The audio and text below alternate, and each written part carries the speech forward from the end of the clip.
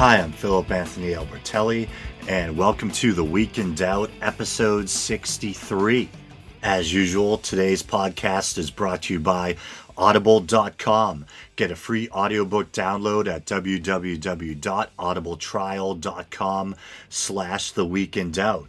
Over 100,000 titles to choose from for your iPhone, Kindle, Android device, or MP3 player. So if you're the type of person who keeps up with the news, then you're probably aware of the brutal killing of a British soldier that took place this past Wednesday. That would be May the 22nd. The soldier's name was Lee Rigby. Rigby was a drummer in the Royal Regiment of Fusiliers. He was attacked near the Royal Artillery Barracks, where he was stationed in Woolwich, southeast London.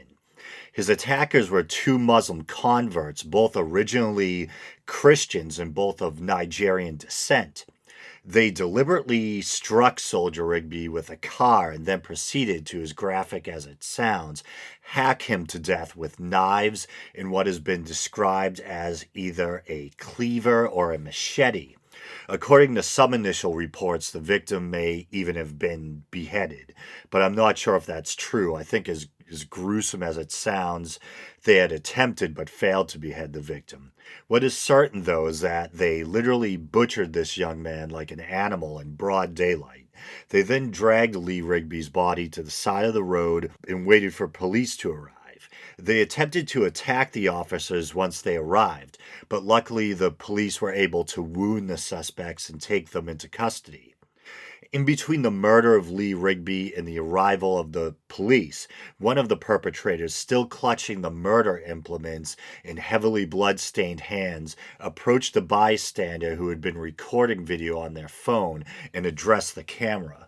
I was considering playing the audio, but I don't want to give these guys airtime or relay their deranged sentiments by reading it verbatim for them.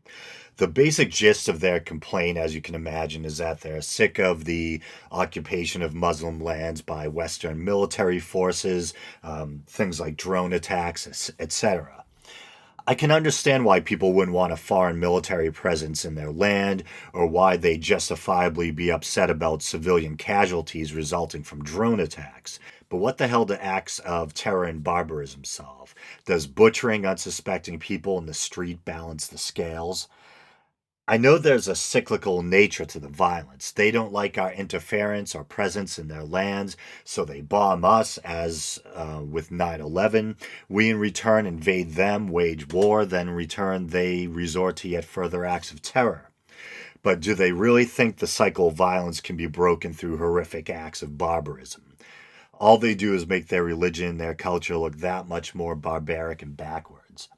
I guess, unfortunately, to quote the Misfits, it's a violent world.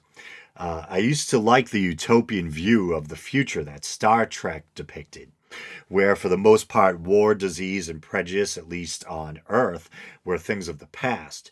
I don't know if we'll ever get there. I think as long as there's human beings, there will be violence and tribalism.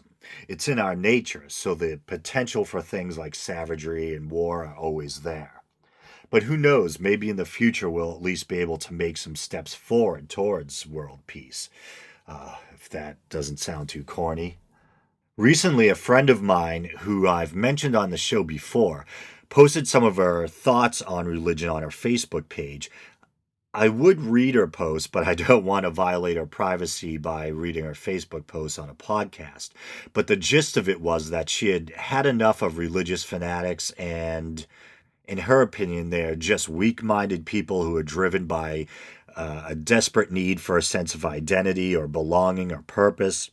Her comments sparked a long back-and-forth thread with all different people chiming in, giving their 2 cents, including yours truly. The reason I'm bringing this up is because her comments kind of echoed in my head while I was preparing this episode. I was thinking about what would drive someone to commit a horrific act of terrorism like butchering an unsuspecting soldier in the street, or blowing up an Israeli pizza parlor, or the recent Boston Marathon incident. Well, I think what drives people to believe in religion in general is probably a cocktail of things. Fear of mortality, or what I sometimes call geographic happenstance. You're born into a particular culture, raised with that culture's or your parents' religion, and that's all you know. You were indoctrinated from birth, so you just assume that's the truth. Or even if you're not particularly devout, you continue to walk the walk out of a sense of tradition. Of course, there are plenty of people who convert later on in life, and I think this is where my friend's thoughts ring true. People who convert are probably people who are looking for a sense of identity or belonging, a sense of purpose, and that's all well and good. Everyone, including myself, wants to feel a sense of belonging and purpose. But how about truly thinking for yourself, stepping back, taking a look at existence, all the good and the bad, and decide for yourself what the truth is instead of buying into a superstitious man made belief system, hook, line, and sinker. Of course, some people convert for their spouse or things like that, and that reminds me of Glenn Beck's story of how when he married his current wife, they basically went religion shopping and settled on Mormonism. And I've always thought to myself, really, you can pick any religion and you settle on the one invented in the 19th century by what many agree was a known con man, with the whole BS story about the magical golden plates and Native Americans being a lost tribe of Israel. Unbelievable.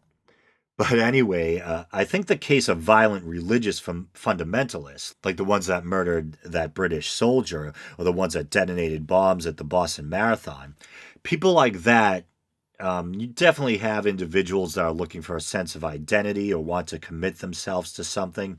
And stupidly, they not only commit themselves to a man made belief system, but to a warped radical strain of that belief system that promotes terrorism and grotesque savagery.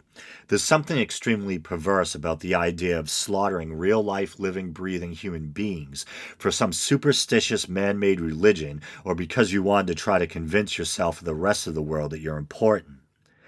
And like I said earlier, I understand there's a political dimension, and I understand people not wanting a foreign military presence in their homeland or being opposed to bombing policies. But acting like a subhuman monster and butchering people isn't going to accomplish anything except make, as I said earlier, to make your culture and religion look that much more barbaric and backward. No one ever heard of Gandhi or Martin Luther King Jr.?